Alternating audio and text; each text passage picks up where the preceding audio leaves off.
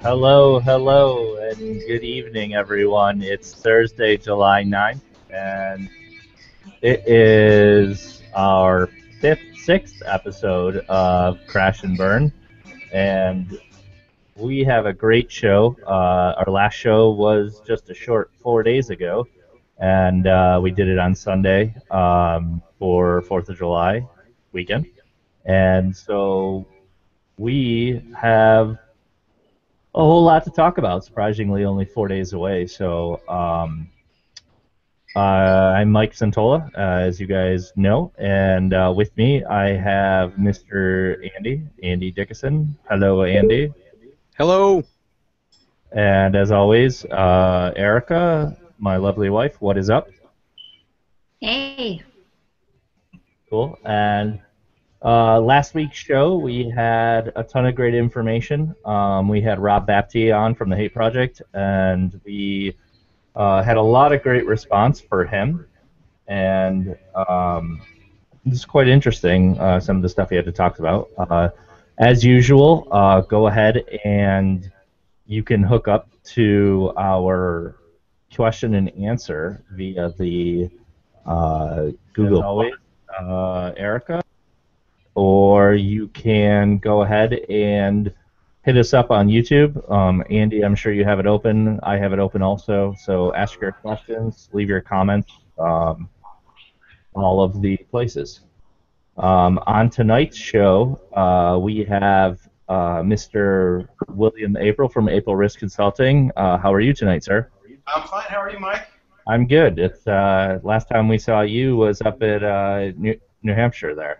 That's right. It's always a good conference, the New England Shooters Conference. For sure. So, cool. Well, we're going to get right started as usual. We started off with Erica doing a sweet news article, and then we'll get right into our guest interview here. So go ahead, Ari. Tell us what's going on.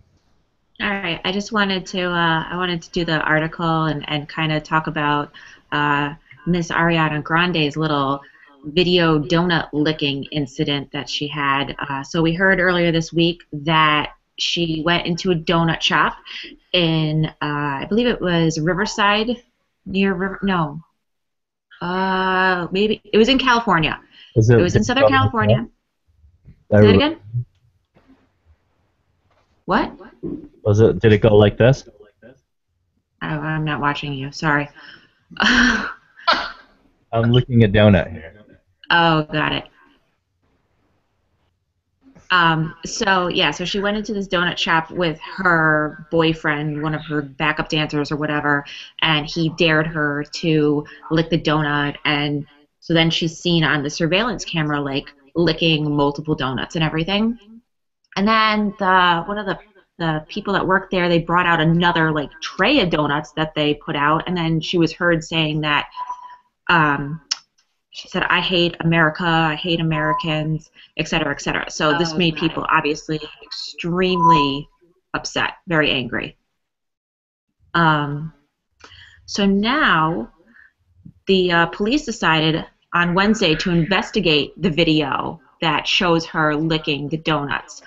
And unfortunately, I know there was a lot of people that were really upset and they want to kind of see her getting taken to the cleaners, basically, which I'm not really thrilled with her outburst. She kind of acted like a child having a hissy fit. But the investigation was more on the side of looking into the video and looking at the donut shop that were left unprotected and exposed to the public, and that actually violates the state food laws out in California and everything. Ariana Grande rather later said about how she's very sorry that she apologizes for saying that she hates America and she hates Americans. I guess she said that she said this because she chooses to lead a healthy lifestyle and is very fed up with the way that Americans eat and consume things without giving any thought to the consequences. So that was that follow-up news article that I was reading about. Yeah, I don't think she, you know, it's. I think she basically dug her own grave with that. For what she said. She's catching a ton of flack all over the internet for it. Literally, it was every other comment I saw on Facebook in the last 2 days. The donut licking thing, that doesn't really bother me. And I don't That's care who gross. Are you kidding me? it is, but how many times did people do stuff growing up that was like joking around or something, or She can't do that. She's a celebrity. no, Sorry. You don't get slack for that. And you're acting like a spoiled, rotten, pretentious, I can do whatever I want. I'm going to eat this yes, donut. yes, and I agree that is the problem here. Not necessarily, like I said, I don't think the major issue is the donut. More so uh, the issue is with what her comments were and the way she was acting. I agree with that, but whoops. Is that you? Ian? What are you watching over there? What that was about. I'm a little confused. Is someone alleging that donuts are underage, or? No, what they said in the article is that the donut shop was not supposed to leave the donuts out unprotected so that the public could get to them. Well, thank God there was nothing more pressing for law enforcement in California to deal with on that day. Exactly. The good news is that business for the donut guy has gone up 3 times, triple. So he's raking in the donut bucks right now. I'm sure. Well, I think I'm not quite in her demographic, but it does interest me that the only 2 things I know about this woman are that apparently she has performance contract riders that require she be physically carried backstage. Yes. She doesn't have to walk. Yes. Anywhere. I think that's interesting, and if I could get that in any contract of mine, I surely would. And that she licks donuts against their will. So that's the sum total of my Ariana Grande knowledge. Does that about cover everything? Yeah, I think about sums up the entire thing anyway. Well, there you have it. In a nutshell. Yeah, that makes sense, and that's definitely a what it goes to show is that she has nothing else to her, no substance except for except for the fact that she is a pop singer, and now I feel like it's the same thing with the Kardashians. It's something that's just ridiculous, and that's how she's gaining notoriety right now. Yeah, no, I thought the whole thing was ridiculous. I wasn't like I said, wasn't thrilled about the comment. I don't know. There's a lot of young girls that look up to her and stuff. So going around and licking donuts, acting like a spoiled brat, and then saying things, just running her mouth, even though that she's from Florida. It's not like doesn't live here, that she's not an American. So she's just spouting her mouth off. I knew so little about her that I actually thought when she was talking trash that she wasn't from this country. Ah. To me it was weird that was. Why would anybody even say that? I will be right back. I was just paged from upstairs. My son has pooped in the potty. Oh, well, that's exciting. Be right back. I don't get any credit for that. All right. Well, while Erica is tending to that, I watch Ariana all the time, and on the Disney Channel, and they love her. They don't care what she does, so I'm sure she's going to make out fine through this whole thing. What does she do on the Disney Channel? She's one of the Disney actresses in one of the shows. Oh, is that how she got her start, or? Yep. Oh. Well, I think it's about time to start talking about the curse of Disney. I mean, Britney's clearly off her rocker, and she was a mouseketeer. That is true. Where's the wholesome level of Disney dysfunction? The Annette Funicello level of Disney It's dysfunction? Gone. I like Britney Spears. I yearn for a more wholesome level of dysfunction. That's funny. Those days are gone, sir. Well, while we're waiting for Erica, why don't we get started on the interview here, since it's typically Andy and I that do it anyways, and Erica can chime in when she gets back down. So William, why don't you tell everybody that's watching a little bit about your background and what sort of what you're doing now and your. I don't want to say that we're limited to the tactical industry, but a lot of our viewers are firearms people. So go ahead and give us a little background of what you do. Sure. My life history is either terribly confusing or makes a whole lot of sense, I guess, depending on which way you look at it. I started out, I guess going to college on a regular sort of timeline like a lot of people do, and I got kicked out of college after 3 years. And I had a godfather who was a police officer, and he sort of influenced me to think about a career in law enforcement. So I joined the sheriff's office in my hometown and did that for a while, then got a job at the U.S. Marshal Service in my hometown, the Eastern District of Louisiana. And I did that for long enough to realize I didn't want to do law enforcement as a career, and I went back to school. Then on to graduate school, and I've been a practicing mental health professional for almost 20 years now.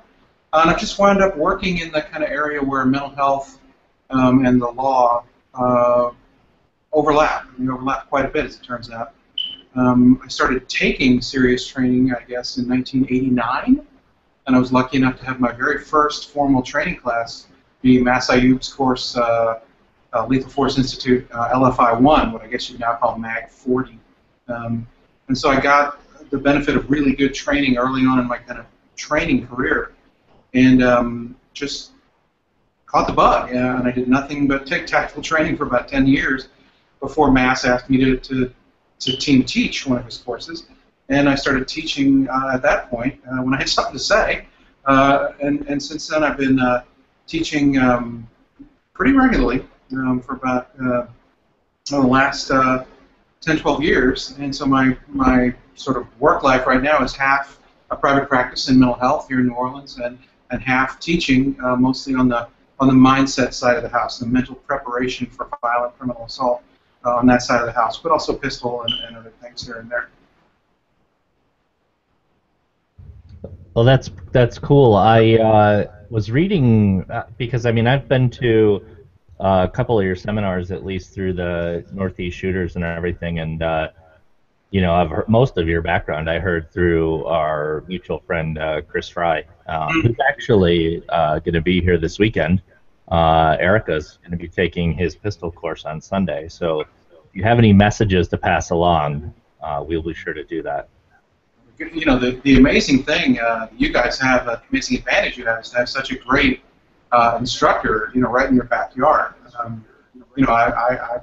If there was an instructor half as good as Chris, with material half as solid anywhere in my state, I'd be there just constantly, take everything.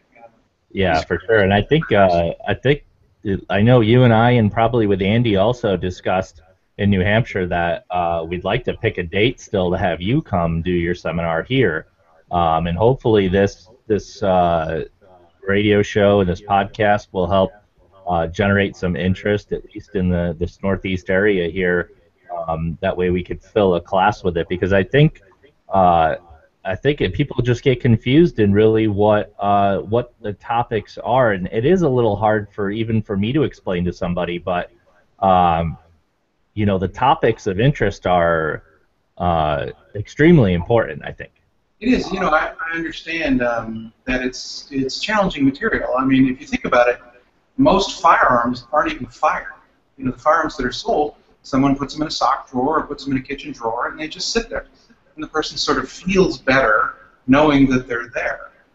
Well, if most people can't even be troubled to shoot, it's even harder to get people to kind of contemplate material that's a little bit scary. Thinking about how criminals think, thinking about how violent criminals think, and how they think about us is pretty legitimately frightening. Not much of a sales pitch, I must say. But it's hard to get people to do, because you got to get a good ways out of your comfort zone to do it.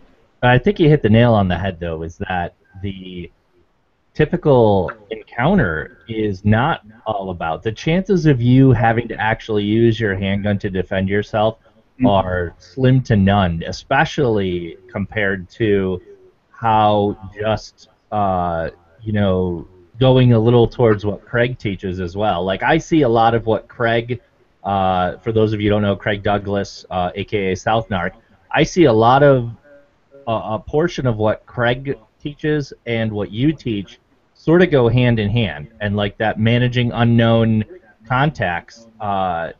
You have to understand the psychology behind your attacker. I think puts you in such an advantage. Just even a 2-hour seminar later.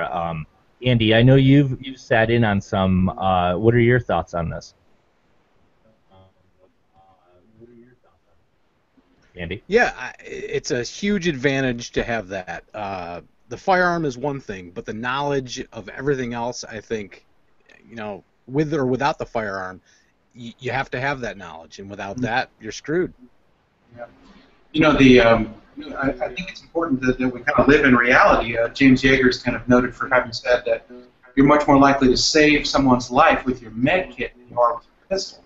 And that's certainly true. We've all come across people injured in car accidents and things like that. And if you're not prepared to help, help in any real practical way, you've missed a huge, huge opportunity to save somebody's life. But we got to remember there are a couple of million, depending on who you ask, 2 to 3 million defensive gun uses every year in America. So that means 2.5 million times a year, let's say, somebody uses a gun to defend themselves. But that doesn't mean they shoot. Just the presence of the gun is often influential in an encounter. The presence of the gun and the clarity of the notion to the violent criminal act that the person is willing to shoot. But the presence of the gun itself is a game changer, because the reason someone is selected for criminal violence is that the person doing the selecting, the bad guy, never thought they would mount any serious defense. They were picked for the unlikelihood of that event. Now, if you don't have the firearm, it's much, much harder to change the outcome of that event. So, the more we know, the more we can use the thinking of violent criminal actors against them. Yeah, I'd like to, at least for our viewers, maybe the typical type of people that are out there right now, you and I had discussed probably going back to probably 2 or 3 years ago, but one thing I remember bringing up to you was a lot of the stuff you talk about is deselection and what their mindset is going down. And I asked you, I was like, so for somebody that's as tattooed up like me or other people that are tattooed up, is it an advantage or disadvantage? Would I be deselected because somebody may look at me and say, oh my God, he's a badass or something? But you brought up the point that I didn't even really consider, was that it could be selected based on that. Mm-hmm. Well, a lot of the a lot of the judgments that people make, very quick judgments, we call them thin slicing decisions about people, is not rooted in anything elevated. There's a lot of really coarse racial judgments that people tend to make. And I can tell you that from someone who's, let's say, tatted up from a jailhouse culture, seeing a white guy like yourself covered in tats, they may think of you more as a poser than anything else. So we don't know, from our point of view, like from my point of view, middle-aged white guy point of view, might I look at you and say, whoa, look at all those tattoos, he must be a very dangerous dude. Well, sure, I might. But someone coming from an incarceration background, jailhouse tat, legit jailhouse tat background, might think of it quite differently. Yeah. I had an interesting conversation last night. Someone messaged me and said, hey, what do you think about open carry for getting me deselected? And I hear that all the time, but I think it really fails on a couple of accounts. First off, violent criminal actors aren't afraid of guns. Far from it. They're not afraid of guns. The sight of a gun isn't going to scare them away. Two, the gun is valuable. No one would wear a T-shirt that says, I am carrying $1,000 in cash. And yet, when you strap a pistol to your side, you are telling anyone who looks at you that you have a valuable object on your person. The third option is you are committed to shooting if there's, let's say, a takeover robbery of a convenience store or a bank that you're in, because the gun is going to be discovered. And so your options are very limited in an open carry scenario. And fourth, you completely abandon the tactical advantage of producing a pistol in a surprising manner. So no, there's nothing about open carry that gets people deselected, and plenty of things that I would argue that get you selected. So we've got to think about these things a little more deeply. Yeah, that brings an interesting point, and I used to say this back when I was involved in the automotive and the motorsports scene. Is like, you have the guys that put the stickers of audio companies on their car that say, "Hey, I have thousands of dollars of audio equipment in my car. Come steal it." And I didn't even think about the fact that wearing a shirt that says Glock or wearing a shirt that says 1911s or something is like, that absolutely would cause somebody who realizes that to think, oh, well, there probably is something valuable on that person. Sure, and moreover, the notion that everybody out there committing crime is an idiot is a very, very dangerous thought. Believe me, there are plenty of criminals who know more about brands of valuable things than we ever will, because it's their job to know what's worth stealing and what's not. And so if your car is covered with Accuracy International stickers, well, don't be surprised if somebody follows you home and looks for that $10,000 rifle that you've got. Right. Yeah, and I think you mentioned in one of your seminars, and it's a good point to make, that the notion that criminals are stupid is probably a bad notion, and like you said, a dangerous idea to have. Oh yeah, because it shapes our sense of what's going to happen, for what we should expect. We call that sort of thing a schema, which is a sort of a plan for what's likely to happen. Schemas are regularly used cognitive shortcuts. You try and manage all the information, the data we have to manage on a daily basis. Well, schema's fine unless it becomes garbage-grade prophecy. Like, if my expectation of a bank robbery is a junkie in withdrawal with a paper bag and a note, well, okay, that might be a model for the next bank robbery that I see. But if the next one is multiples with long guns and a takeover scenario, I didn't get what I expected at all. Right. More importantly, if it shapes my preparations, my planning, my allocation of assets, like if my notion that the biggest threat to me is a crackhead with a raving pistol stepping out from behind the dumpster at the gas station, and I do all my preparation for that, well, if I don't get that, I'm sort of a fish out of water. If I get somebody with a higher skill level, I'll lose. If I plan only for that exact thing and don't get it, I'm at a loss. Yeah, that makes a whole lot of sense. Tell me a little bit about, do you have any content out there, like DVDs or stuff that other people can kind of watch as a precursor before getting into taking some of your classes? Yeah, there are 2 DVDs available through Personal Defense Network. Rob Pincus at PDN had been after me to do a couple of presentations, and we did them a few years ago. One is about what I call the 5 Ws of self-defense, which is kind of a pre-need decision-making guide. It's a guide to think about the things we need to think about in order to prepare for interaction with a violent criminal actor. And the other is about violent criminal actors, about the development, the psychological development that takes them from, let's say, a young child up to a truly dangerous adult. Those 2 things are available, and hopefully we'll be doing some more in the coming year. Very cool. Now, where's the best way people can get a hold of you if they have questions, or if they want to, figure out where your schedule is or where your classes are? I'm a Luddite. I need somebody to help me set up a social media presence. Maybe somebody like you. Maybe. I have to make the pitch again for you to help me out with this sort of thing, because I don't have a website.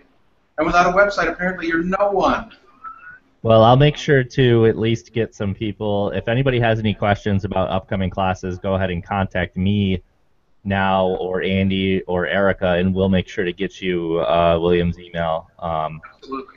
what's the next opportunity for somebody to get some information from you? I think the Polypalooza is coming up in August. Coming up very quickly. This will be the third iteration of the Polypalooza, and one of the things that Polypalooza does is it really allows. That's on the 15th and 16th of August, and people can go to www.palooza, just like it sounds.com, and find out a little bit about the training and sign up for it and register if they want. But it lets folks get at a huge number of very important trainers: Chris Fry, Paul Sharp, Craig Douglas, obviously, Larry Lindemann, just all sorts of people. Ian Wynn and Morgan Atwood from New Mexico. Just a tremendous number of folks. James Yeager's coming, teaching AK block, which is going to be great. At a very low cost, and allows you to sample tons of trainers to decide if you want to make the investment of a full training course with them. Yeah, I think it's a great opportunity. I know Andy and I will be out there. Hopefully, if we can swing it, I'd like for Erica to come out and sample some of this because she's never had the opportunity to come to any shooters. Because there's just a little bit of everything. There's live fire, there's lecture, there's hand-to-hand. We're going to have Cecil Birch from Immediate Action and Combatives is going to be doing 2 blocks on chokes but not in the sport context. Choking in the self-defense context. I mean, fascinating stuff. Larry Lindemann is going to be doing a block on hand-to-hand combat after the gun has been drawn, which is a really interesting niche. Because let's say it's been a lethal force scenario, and so you've got the gun in hand, but then all of a sudden the range changes enough that it's a hand-to-hand scenario, and nobody's really addressed that very clearly. And Larry's been thinking about it quite a bit. So there's just some incredibly, I think, incredibly compelling material going to be presented. We hope everybody will come there. Yeah, I heard the medics are really good there too. Well, who can say? No, there's just going to be all sorts of things available, and it's really lets you go a long way in just 2 days to cover a tremendous amount of waterfront without having to commit. I'm a consumer too, and to dedicate a weekend and time and money to a course where you don't really know the instructor, that can be pretty daunting. And this allows you to sample first. There's actually a crazy good instructor about the 6th person down on the list teaching information security and AR product platforms. Doesn't ring a bell. That's me. Well, we have a toothless loser who's going to cover those areas. But no, I'm actually looking forward to that. I mean, because the notion that we have to protect ourselves only with pistols and only in the real world, boy, that's really becoming outdated. Yeah, I'm really starting to get back into the idea of IT security and information security, and the whole idea of cybersecurity is big right now. And it's actually going to be one of the articles I'm going to talk about later in the show. Here, watch. I'll prove your case right here. This is a letter I got yesterday from the Office of Personnel Management. My information from the U.S. Marshal Service was stolen, along with 4 million other federal employees. So the Office of Personnel Management was nice enough to notify me that I've been exposed to Russian hackers or Chinese hackers for over a year, and they didn't know it. So, I mean, information security is an incredibly important issue for me right now. Absolutely. So for anybody out there that's looking for this Polypalooza 3, it is, as William said, it's PAULEPALOOZA.com, Polypalooza. And the cost for a ticket is $300. And there's 1, 2, 3, 4, 5, 6, 7, 8, 9, 10, 11, 12, 13, 14, 15, 16, 17, almost 20 instructors. And you're 21, and so over the course of 2 very full days. So I don't think there's any other conference that I know of that has this much information packed into a weekend. The similar conferences out there are like Rangemaster or the NE Shooters that we attend as well, but certainly not to this extent. And it's for a great cause. That's to stress out. And my company, All Star Tactical, will be donating some product to be raffled off as well. And we'll have all kinds of stuff to give out. Maybe we'll even have some crash and burn patches by then or something to give out. Yeah, no, we're very happy to have you on board, and really excited that you'll be there. And it is for a good cause. All the proceeds from the conference go to the ongoing support of the 3 surviving children of the late trainer Paul Gomez, who had a tremendous influence on people teaching, and I think will have for quite some time in the future. Paul's untimely death really left those kids needing a lot of support, and the communities come together to make sure that happens. And this will be the 3rd year that we've done it, and sent really some needed money in a good direction. Yeah, for sure. Well, Andy and Erica, do you guys have any questions for William? I'm doing all the talking here. I actually do have one question that I got from someone. With first responders, the increase attacks from people to first responders, it's unprecedented from what it used to be. You see the videos on the Facebook with people saying, "Come on, motherfucking cops, come on, you can't touch me," with their cell phone out, like prodding them, wanting them to touch them. Same thing with EMS and fire. How do you see this trend going? Well, I think two things that are really distressing. The first is clearly shown in the FBI's LEOCA data, which is law enforcement officers killed and assaulted data. There were more ambushes, straight-up ambushes of law enforcement officers in the last studied year than there have been ever before. There were 6 police fatalities due to straight-up ambush in the last year's study. The year before was 1. So straight-up ambush is increasing, which is terrible. There was a noted case in Florida where an officer showed up to a complaint of my neighbor won't turn down his loud stereo, and when the MARC unit came to a halt, somebody lit it up with a rifle. So there's an incredible amount of anti-police sentiment sort of floating out there. But even more dangerous, I think, because of the number of times it happens, is what you're talking about. Folks have gotten the strange notion that they have the right to physically resist arrest. Mm-hmm. And that's a little bit of a peculiar notion. I think some of it has come in because of a change of the character of policing. I know, I'm an old guy, and so when I talk about back when I was a kid, you can imagine how long ago that was. But if you put your hands on a police officer when I was even a young man, you got your ass kicked. My godfather was a police officer, and the unspoken reality with dealing with the NOPD was anybody that puts their hands on a police officer is going to the hospital, then they're going to jail. Well, that's simply not the case anymore. There's not as much community-oriented ass-kicking allowed as there used to be. And I think it's emboldened a certain kind of person that thinks the camera will intimidate the officer into inaction. Filming and that sort of thing is not productive and not helpful, but it's the fact that folks think they can actually put their hands on police officers while they're disputing the correctness of the officer's actions. That's really dangerous for everyone involved. Because facing a crowd assault, an officer has no choice but to go to guns, but to go to lethal force. Because a crowd assault is a lethal threat. You can be stomped to death in 5 seconds by a crowd of people. And so things are going to get ugly before they get better, I think, on that front. I had another question. What is your favorite Cajun food? Oh, clearly, I would say, ooh, now you got me. I would say boudin. Boudin is kind of a rice-based Cajun sausage. It's hard not to like some good boudin. Delicious. Those are the 2 questions that I had. It's hard to not like sausage. Clearly, what's not to like? But, how about you, Erica? You're quiet over there. You got any questions for a new concealed carry, and as a woman? Nothing specific right off the top of my head. This is my first time that I get to talk with William and meet him. I've only ever heard anything through Mike, but the only thing that keeps going through my head right now is, why haven't I taken these classes? I really want to learn how to be deselection and all the stuff that's going through their minds. I love that stuff. I think it's really interesting, and I think it gives you an upper hand when learning about how to carry, where to carry, all those kind of things. So I'm really interested in actually taking the course.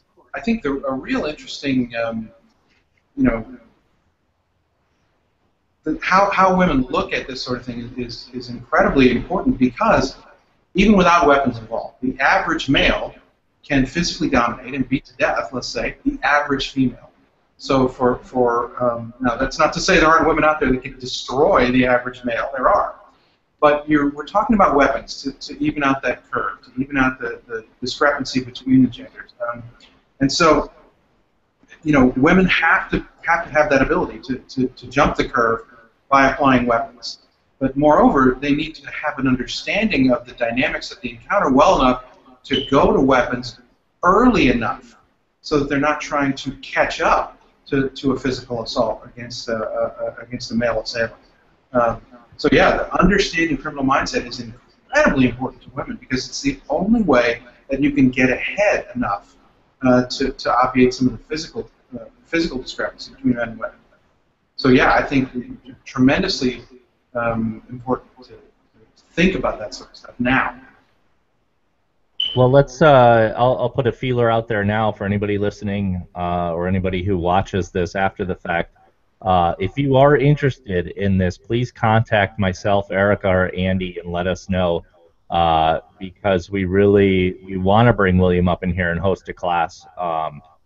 So we can do that if we get enough interest. What's typically how many people do you put in a class? It depends. They've been as big as 30 and as small. I did a class for a women's self-defense collective that was really only about 10. So it depends on the number of folks that want to come. The more the merrier, I think. Yeah, for sure. And Andy, I think you were going to work on trying to get us either to use the firehouse or something to at least a place to have it. Yeah, I think the whole fire department would be a good candidate for this class. Absolutely. That'd be great.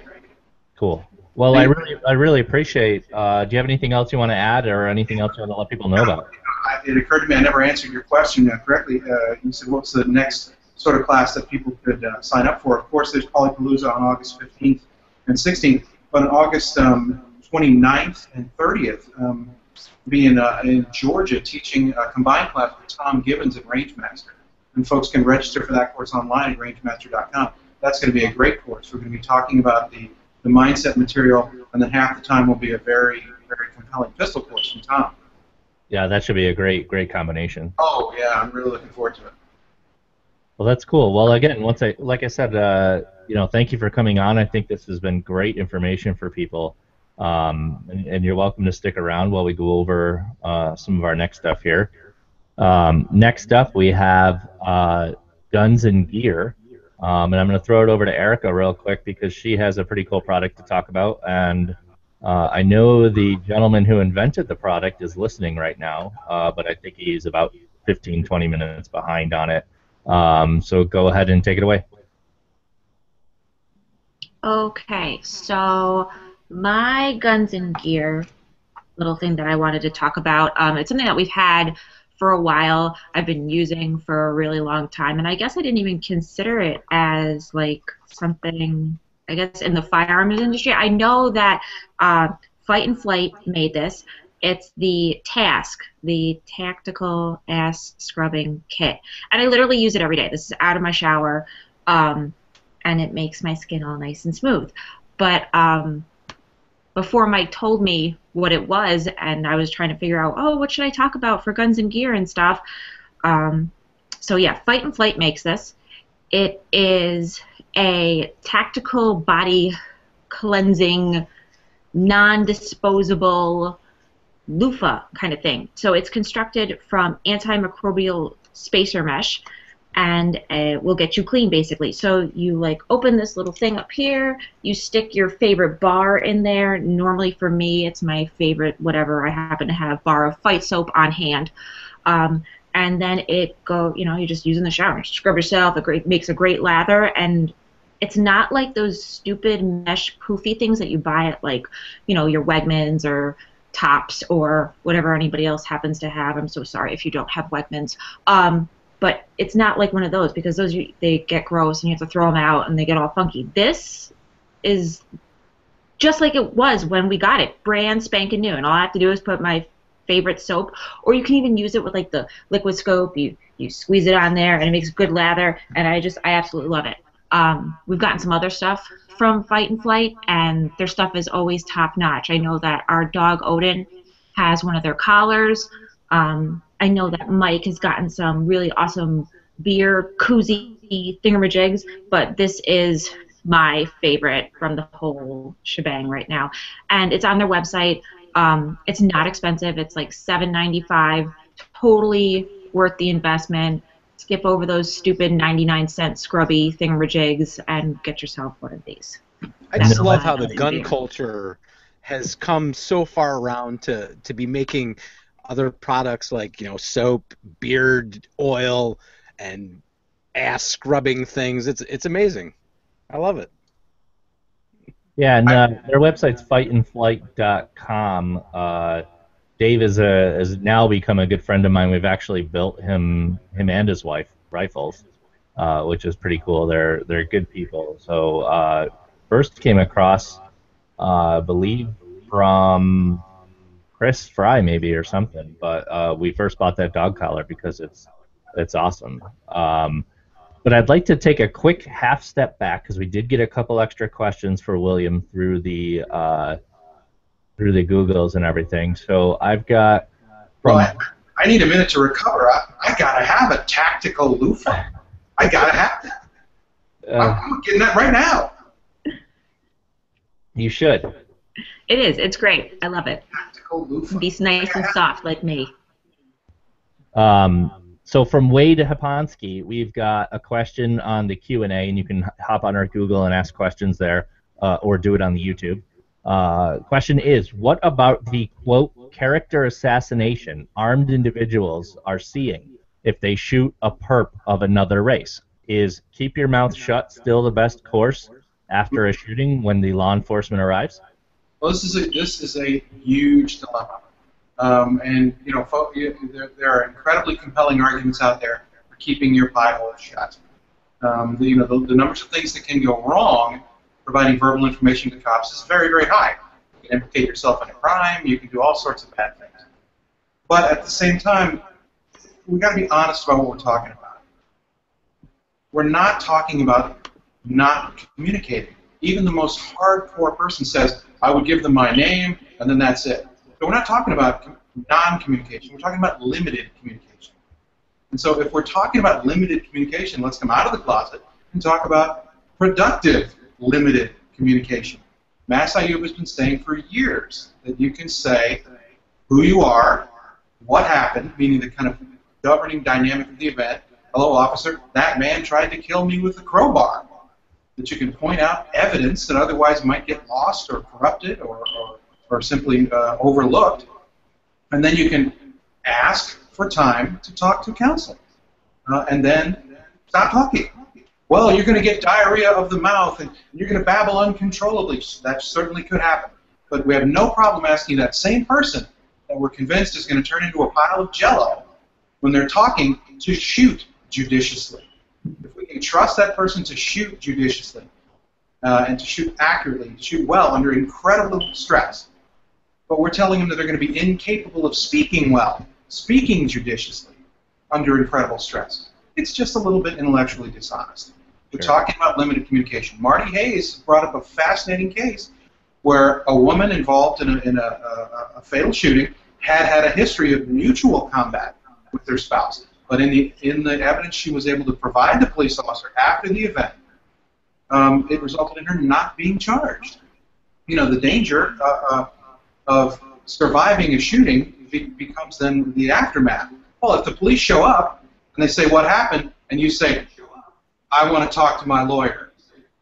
Well, you're suddenly doing a really good imitation of a guilty person.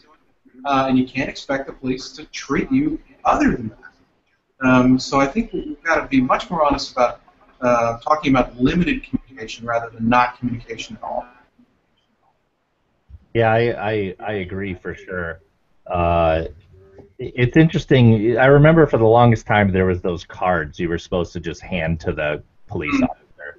But I think that's doing a disservice, and at some point is borderline disrespectful, in my opinion. But I think you said it perfectly. Where a limited communication, and actually, if you're cognizant of being able to engage somebody and defend yourself with a firearm, then you should be able to articulate. Sure. I mean, you know, John Farnham has had a great line. And John says that, you know, one of his kind of canned responses is, thank God you're here. I'm the one who called. Guilty people generally don't say that to the police. And so the sooner you can start acting overtly like what you are, which is the victim of a violent crime. Now, you may have done the shooting, but you are the victim of a violent crime, and the sooner you can start looking like one to responding police, the better it is for you. Yeah, absolutely. I think we have one other question. Let's see. It was on the YouTube from Aaron Barth. William, what do you think about taking a class focused on concealed carry, yet carrying outside the waistband with no cover garment? I see too many people training with full-size guns than carrying smaller guns with different holsters. Do your classes also focus on how to carry and selecting and training with the right gear? Sure. I mean, she really hit on something. It is interesting that folks have a carry mode and then they have a course mode. Much the same as folks who carry a small gun will put on a larger gun to shoot, let's say, an IDPA match. You know, train like you fight has become a cliche, but just because it's a cliche doesn't mean it doesn't contain a lot of truth. If you're familiarizing yourself with gear, the best thing about training is you can see what does and doesn't work. But if you never put your carry mode and your carry gear to the test, you really don't know if it works. People can think that they're going to carry a certain way, but they've never really tried it, especially for 2 days and for, let's say, a higher round count, to see what it's like. You know, you want to carry cross draw? Okay. Does that work for you? You want to carry pocket? Okay. Does that work for you? So, yeah, I think classes have to accommodate a broader range of carry than outside the waistband, 3 o'clock or 4 o'clock. And I'm a little distressed by the numbers of instructors lately who are requiring a single mode of carry when it's not necessarily the mode of carry that people use in the real world. Right. You know, when they leave the house on Tuesday with a pistol, we'd like to see them training a pistol in that same configuration, same gun, hopefully, to find out if it's going to work. Yeah, I think you can. There's a idea of safety and maybe like dissuading somebody from using a Serpa holster or something, but if you're not going to have them train and learn with the gun they're going to go out and carry and use, then I think there's a disconnect there. Yeah, what exactly would we be working on then? We're teaching people to shoot from open carry, and they never open carry. That's a little bit of a strange model. But another point is, I hate to sound this way, but using a male-centered approach to carry modes is a disaster when you're talking about women. The way the average woman is built is not particularly amenable to average male modes of carry. So all kinds of things that are... Hey, the chicks dig it! We've actually, probably the last 3 or 4 shows, Erica's discussed that exact topic because she's had such a hard time finding... I'll let her talk about it. I mean, just talk about the trouble you've been having with it. Yeah, no, it's been very difficult to find one that fits my body frame, and just like you were saying, so I have 2 different pistols that I like to shoot. One I was considering, it was my carry one, because if I went to any class, it was not recommended to bring my SIG, and I'm always like, well, why? That's what I'm going to carry. I can conceal that. I understand some of the downsides of it, but if I don't learn with it, and I learn to shoot the shield, if I get into a situation, I'm probably going to be a little fumbly. You know, I'm going to have all thumbs, basically. The other thing that I have an issue with, is with a lot of trainers, is I wear dresses.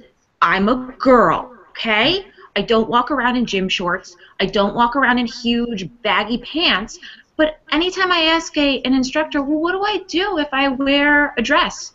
Their answer is to put it in my purse. For me, that's not an option. I have kids. They go through my purse. And to me, I always kind of thought that if I was going to get mugged, what's somebody going to go after? Wouldn't they run and grab my purse, and there goes my gun? Right. So is there another option? And if not, if there's nothing good enough, why haven't we come up with anything yet? Come on, I know there's a lot of smart people. You know, what else can I do? Yeah. So I get a lot of answers that are, well, don't do that. That's frustrating. Mm-hmm. But if not that, then what? I think that's a perfectly reasonable question. Modes of carry that are just considered, not tactically correct, for men's carry, like not even appendix, which works really well for a lot of women, but cross draw. Cross draw sort of, appendix basically on the opposite side of the belly button, on the support hand side of the body, works tremendously well for some women. Oh, but that's not cool. Well, whether it's cool or not, if it works, then that's its virtue. But just the sheer differences between men's and women's bodies in terms of contour. One of the biggest is the difference between sort of shoulder height and waistline. For most women who carry a gun on the waistline, it's practically near their shoulder blade, and so the ability to draw that from the strong side is really impeded. I'm not a big fan of off-body carry, in purses and things like that, because it would be not cool to leave your pistol in a shopping cart, which is what would you be doing if you leave your purse in a shopping cart. Shoulder holster carry works particularly well for a lot of women. Because you can put it under little bitty things like, Toreador jackets, little bitty things like that, that aren't big, giant concealment garments. So we've got to start thinking about the women's carry problem in and of itself, not as an offshoot of men's carry problems. But the notion that people are going to dress to the gun is really a little silly. People are going to dress like they dress, and they're going to make the gun fit that as best they can. We can't all walk around in a 511 vest, in a giant pair of BDUs. It just doesn't work for everyone every time. Right. I'm sure I see Erica smiling over there because that's what she wanted. I love this. This is just great. Like, seriously, like, William's my new best friend right now. I'm truthing. All right. So, Andy, what do you have for guns and gear now that we've answered some questions? What do you got? Guns and gear. Warrior East is going on right now, and there's this company, Innovative Tactical Training Solutions. They have basically it's a Rescue Annie for dogs, which is really cool. It's a canine service dog trauma mannequin, and it is it's got bleeding, it's got breathing, barking simulation. In the fire service, we rescue a lot of animals during fires, and we have special masks. We do CPR for dogs and cats. I know it's kind of quirky, but a lot of our victims are people's pets. And this thing is awesome. It's a full body canine with bleeding, hemorrhage control. I mean, if you look at a dog and you want to do CPR, you're like, how the hell do I do this? And without doing it on a dog or a mannequin, it's really hard. I have a picture, but I don't know if I can bring that up. Let me just share this. Did that come up there? So the dog is, it's full, it looks like a dog, it breathes like a dog, barks like a dog, actual blood simulation, and it's really cool. That is cool. That's really interesting, especially because there's going to be a block at Polypalooza put on by Dr. Lauren Pugliese, who's a veterinarian, and she's going to be talking about tactical trauma care for dogs. Increasingly dogs get shot these days, and dogs can get injured, and so she's kind of doing a crash trauma medicine course for dogs. I'm going to have to ask her about that mannequin. That thing looks fascinating. Yeah, the ITTS, it's tactical, but it's the Innovative Tactical Training Solutions mannequin. It's pretty cool. That is cool, and I think it's a step in the right direction too. But as a firefighter, you probably see a lot, but there's really not much focus on that as far as trauma for animals. No, but we do have the equipment, and we have had some. I mean, I know how to do CPR on a dog. I mean, it sounds kind of weird, but it's a little different. Interesting. Well, for guns and gear for today, I've been wanting to talk about this for a while. I brought out the SIRT pistol, and as you can see in the camera here, it's a red SIRT pistol. This is an original. I've had this for quite some time now. The pistol is developed by Next Level Training by my friend Mike Hughes, and I've known Mike for quite some time. Met him through the Gander Mountain expos that I was teaching and giving seminars at. But this pistol is a great thing to have to do your training at home. And basically, when you have this take up, and as you take up the trigger, you can't see. Let's see if I could do it behind me here. You see the red dot back there. So as you take up the trigger, you have a red dot. And as you break the trigger, you have a green dot. So, and you can work that reset. And the cool thing about this is that you can do your dry fire sitting right in your bedroom or right here. I can, extend out and practice my presentation and my trigger press. And for a lot of people, that could help develop the feel for your trigger and your smooth trigger press, and can also train out any flinch you may have. So these cert pistols, I have the pricing here, and they're not super cheap, but they do offer different specials. The rumor has it that they're coming out with an M&P version. This is a Glock model, and one other thing I need to mention is that it comes with a mag, and these mags are fully weighted to simulate being a fully loaded magazine. So you can do your reloads and everything, and I believe I was first turned on to this again from our friend Chris Fry. But basically, these run about $240 for a red, and an additional $99 if you want the red-green. And you can get a red or a purple slide, and you can get a polymer or a steel slide. Mine is a steel slide. You can adjust your laser and everything. It's really a great tool for the home, for training at home. I know Andy and I are going to work on a large article based on everything you can do to be able to train at home, and that'll be up on the Inked Up Gunfighter website for sure. They do also offer an AR-15 bolt. I don't have a lot of experience with it. I'm hoping Mike is going to send us one to try out, and we'll talk about that as well. So that is my guns and gear topic for today. So check that out, nextleveltraining.com. Next up, I've got a news topic to talk, and this will kind of roll right into what William had mentioned earlier. So there was an article that came out today, but the information in the article is actually something that was released by the OPM on cybersecurity quite some time ago. And essentially what it was is hackers hacked in and stole 21.5 million Social Security numbers.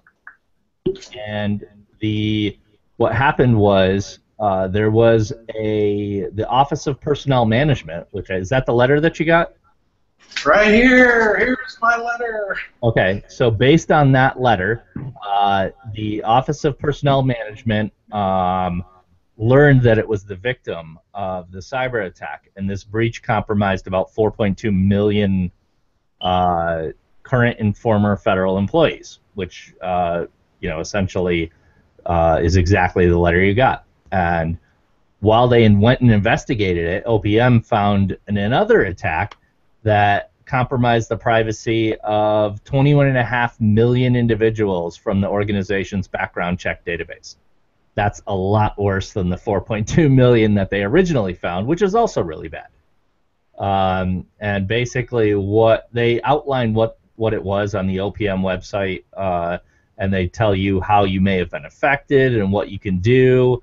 And essentially, I'll just go over some brief things that that'll be clear for anybody that thinks they might have an issue with identity theft. And basically, make sure you're out there getting your credit report. Credit Karma's free. Keep that. Set up any fraud alerts and protect any of your children and stuff from identity theft. Be aware of phishing scams and stuff through emails, texts, and essentially social engineering. No longer is it just you get that email that looks like PayPal that's wrong. It could be straight up legit social engineering people that call you on the phone and claim to be legitimate. Change your passwords and learn about computer security. For anybody that's interested, contact me. I'll give you as much information as I can knowledge dump on you. And if you think that you have identity's been stolen, get onto the identitytheft.gov website, and there's some other information on there to recover your identity. For anybody who has any more questions about this, feel free to contact me. This is what I love doing. I love this idea of internet security and infosec. So, and like we mentioned earlier, there's time and time again, everybody talks a tough game when it comes to protecting their families, and they're a badass gunslinger and protecting themselves. But your life could be turned upside down pretty quick just based on information security. Mm-hmm. Yeah, I can tell you that the letter that they sent, the letter that I got from OPM, said that at a minimum, the information that was stolen about all of us, having been in the system, is full name, social, date and place of birth, and current and former addresses. Yeah, that's a big deal. Yeah, at a minimum, it says. So that's a whole lot of information. What they're offering is 18 months of some sort of secure, insurance coverage, basically. Like LifeLock or something. Yeah, something like that. Yeah. But it's just frightening to know that the hack was ongoing for over a year before it was discovered. I mean, and then once they discovered that there's this whole other hack that was even worse. Mm-hmm. So that was not fun to get that letter in the mail. No, I would probably poop my pants over that. But next up, we've got our medical and prepping. Andy, you got anything on medical prepping for tonight? I do have a little. I know we're running a little late. On your note, though, I know I know we get a lot of messages, FBI warnings saying military, fire, police are targeted by ISIS and stuff, and this hacking just kind of ties in with that, and it sucks. I just wanted to say that. Anyway, quick. I know we're running behind. 5 must-have drugs for if the shit hits the fan. Run to your CVS and look for these kind of things. The first 2 are kind of hand in hand. One is the top, one is the bottom. The bottom is an anti-diarrheal.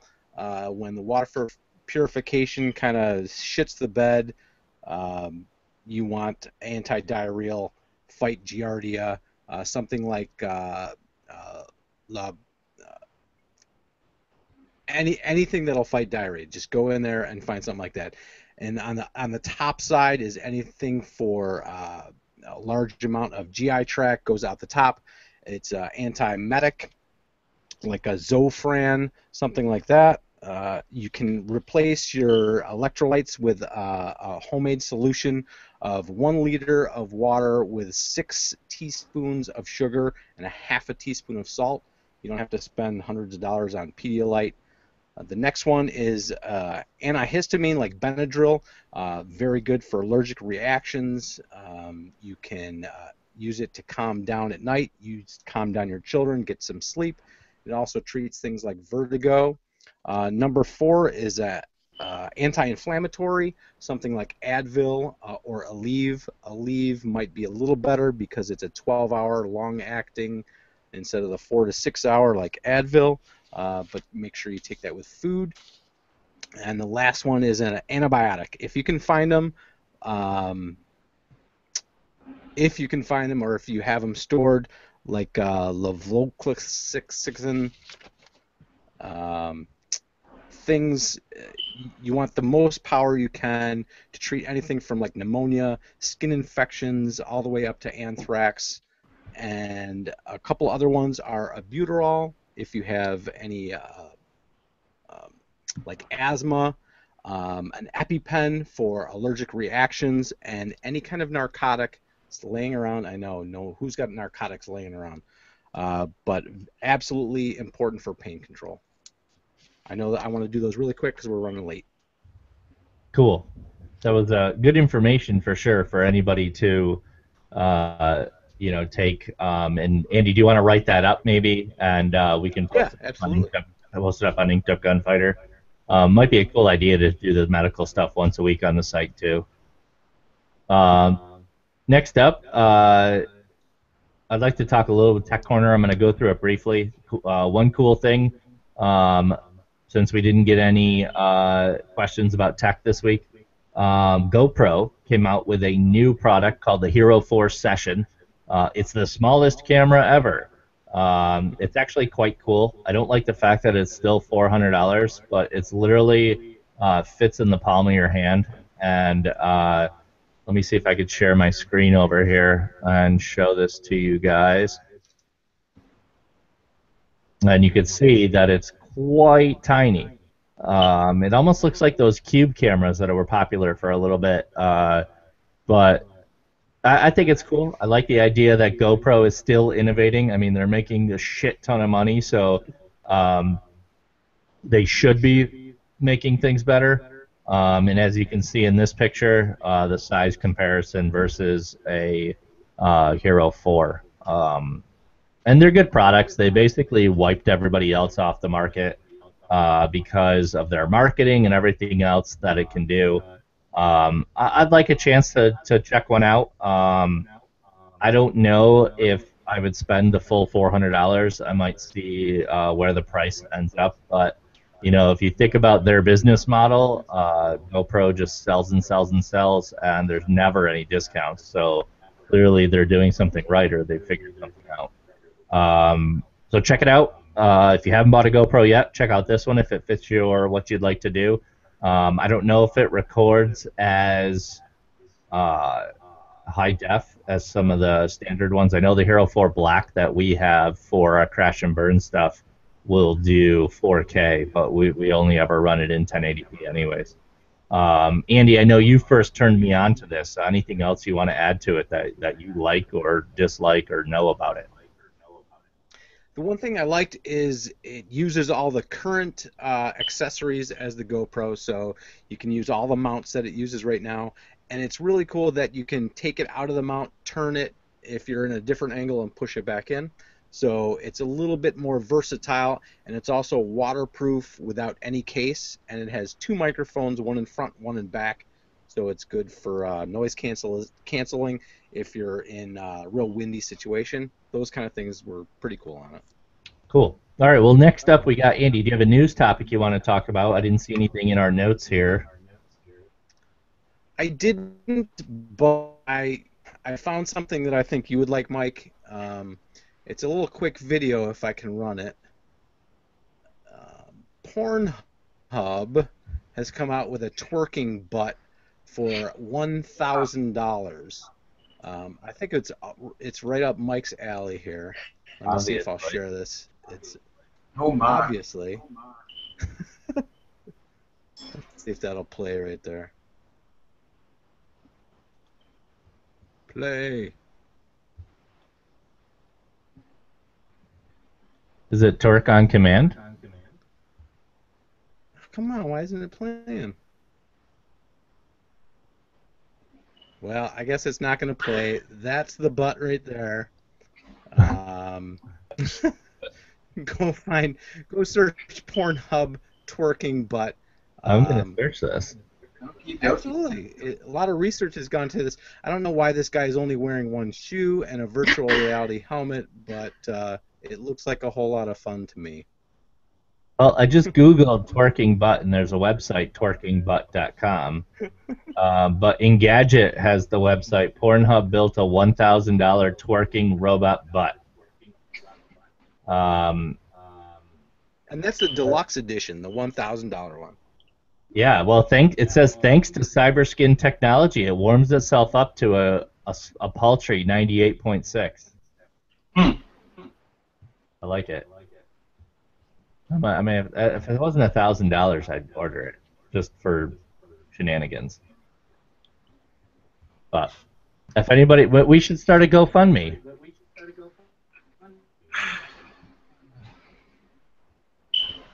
Buy Mike a twerking butt. I do have. Maybe we can get one and bring it to Polypalooza for some after-hours fun. Yeah, I think that would just work great. What about this? All right. Quick quick drink of the week. I'm drinking Bullet Bourbon again. I didn't really go out and get anything special, but when I finish this bottle, I'll get something new. Erica, you stole my bottle. What are you drinking? I'm drinking the Saratoga from Fluid Dynamics, the drink that we were talking about. It's brandy, whiskey, and sweet vermouth all mixed together. Expensive little bottle, but really, really worth it. Good stuff. Ah, so you stole that from Mike, I see. Yes, I totally stole it, and I'm enjoying the shit out of it. Andy, what do you got? Water? No, I'm not at work tonight, so I'm drinking. My wife found it for me. Let's see if I can get it up here. It's called the Afghani Whore. It's 4 ounces of rum, a can of root beer, and 4 ounces of vodka. And ooh, is it so yummy? That's good. Well, that's good. I'm glad Amy is participating in Crash and Burn Antics now. Thank you. That's good. All right. Well, we are moving right on to everybody's favorite segment. Is William participating in a drink tonight or no? William, Oh, are you drinking? Sure. Room temperature grain alcohol in a plastic cup. There you go.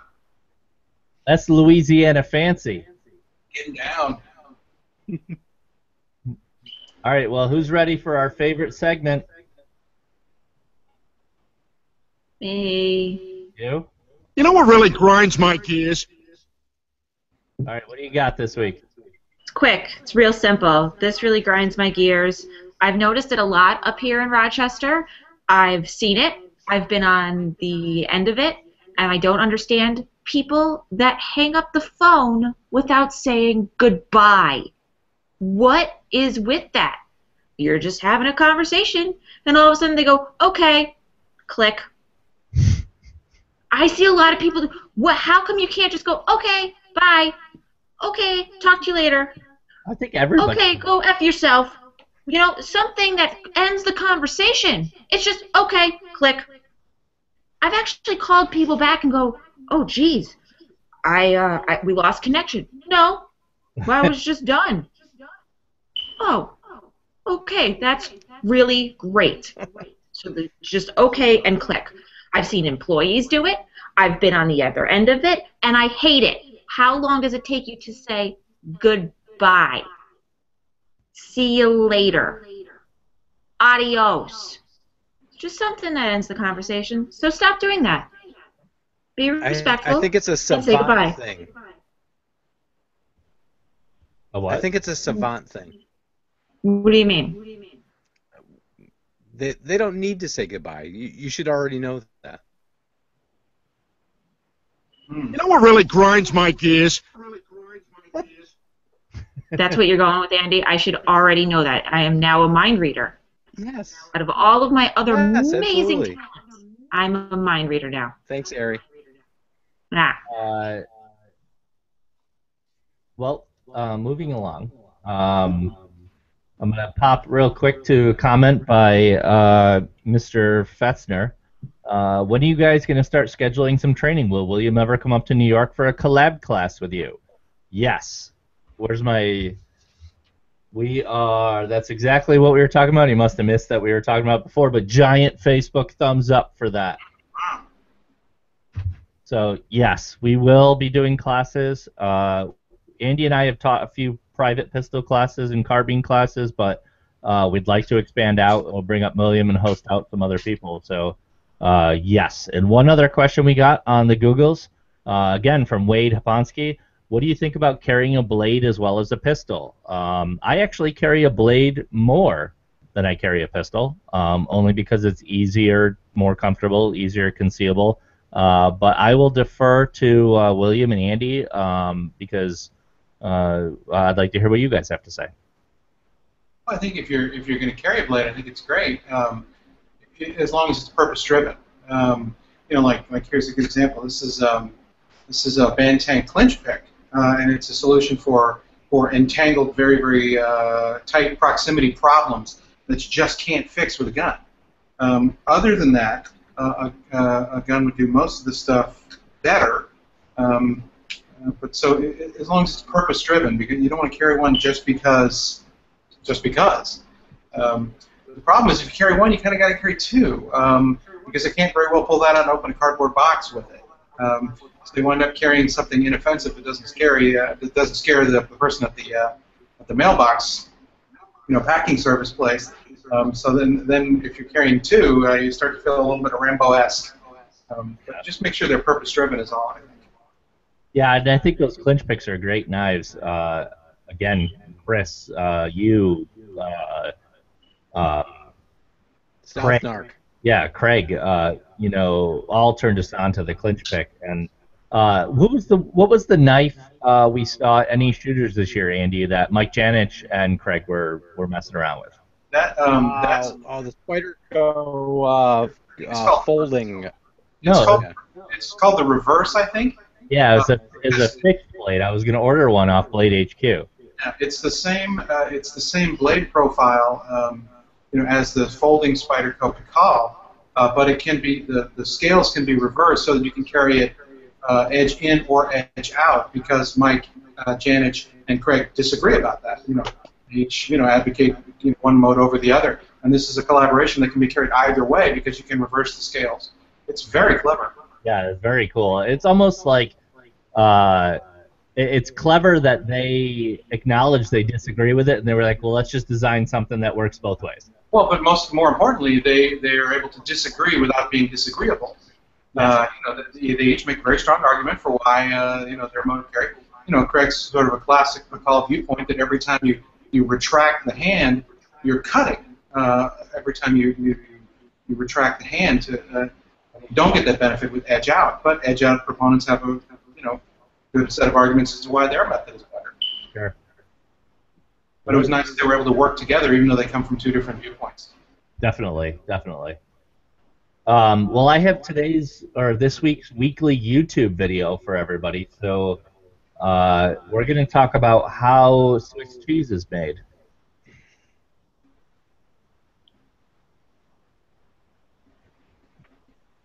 All right, here you go, everybody. This is how Swiss cheese is made.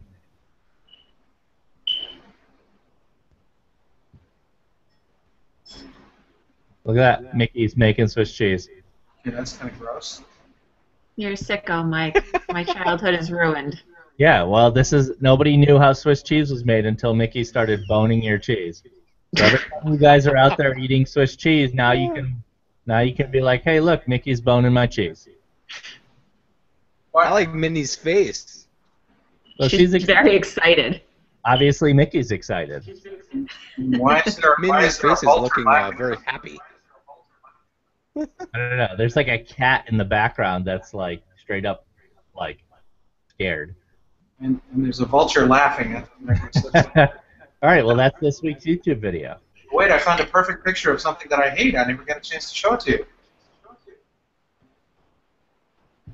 Here's what happens when a woman tries to carry like a man. It's a picture of Nice. Jennifer Lopez carrying a pistol right behind her shoulder blade, which is, of course, the perfect place to draw from. Yeah, that's wicked. How could she even reach that? She can't. That's the problem. Right. So that's a perfect example of what happens when you do that. It's a very nice view of J-Lo, though. Oh, yes. The technical term is calipigia. All right, well, that's pretty much it for this week's show. We ran pretty good. We try to be anywhere from an hour to hour and a half. So upcoming events this weekend, like I said, we have Chris Fries holding a Pistol Skills 1 class. There are still spots in this class. Erica will be taking it. I'll be there filming for Crash and Burn because we're going to do a little bit of promo to promote Chris coming on the show. Next week, who's on next week, Erica? Hold on, I got this. I thought you I got this. I didn't have it up. Yeah. Got it. Oh, Chris is on next week. Chris is on next week. Look at that. Look at that. So, all right. So this weekend, like I said, pistol class, and we will have Chris on next week. And you really can't recommend Chris's classes highly enough. I mean, if you're within driving distance and he's teaching, you'd have to be out of your mind not to know. Yeah, I've taken several of his pistol classes. I've assisted with a bunch now, and I really love helping Chris out with that because I get to meet new shooters. I get to see the teaching side, and I'm kind of a safety Nazi, so I get to tell people to keep their fingers off the trigger and everything. And I'm sure Erica's really excited to get more time behind her gun. Yeah, Chris is easy on the eyes too, so for the ladies. Oh yeah, that's a lot of corn-fed man candy there. Not only pistol class, he does a great shotgun class and a great knife class. If you get the chance, got to take those two. Yeah, I got to get into one of his knife classes, and I'm actually crapping my pants because I'm going to Craig's ECQC at the end of the month, so that way we can talk about it on the show, and I can review it and put up some pictures, and because we all know Craig needs help in social media also, so I'm going to help him out with that. However, as I told Andy, I don't like touching people, so I'm a little nervous about having so many people close to me and shooting me with simunition rounds and stuff. We'll go over good touch and bad touch. All right. Can you give me like a laminated card? So like. Yes, clearly. Can I like give Craig a red card? I'm like, you've gone too far. Make sure you have your safe word, Mike. You have to establish boundaries. Don't let anyone touch the no-no zone. Right. My safe word's Rob Pincus, but I don't know how well that'll work.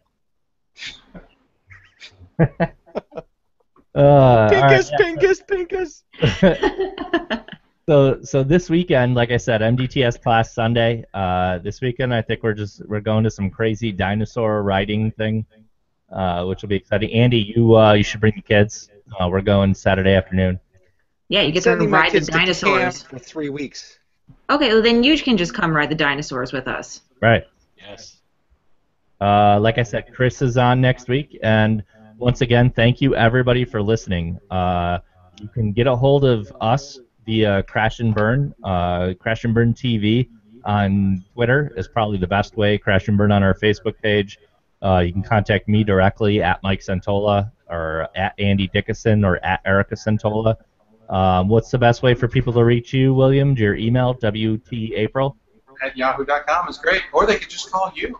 Convince you to make me a website and stuff. Just call me and I'll put you in touch if you guys are interested. We need a GoFundMe account. I haven't had a garbage plate since 1993. Oh no, we gotta host this class so we can go out for We're garbage. definitely bringing you up here, William. GoFundMe. All right, we'll do it. And like I said, it seems like a lot of people are interested, so hopefully we'll get this on the schedule maybe for this fall. Great. Yes, thank you again for being on the show. I know we had some technical difficulties, but I think the information well outweighed any issues we had. No, thank you very much. I really do appreciate it.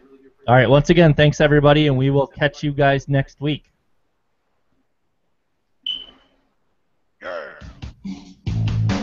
Peace out. Good night.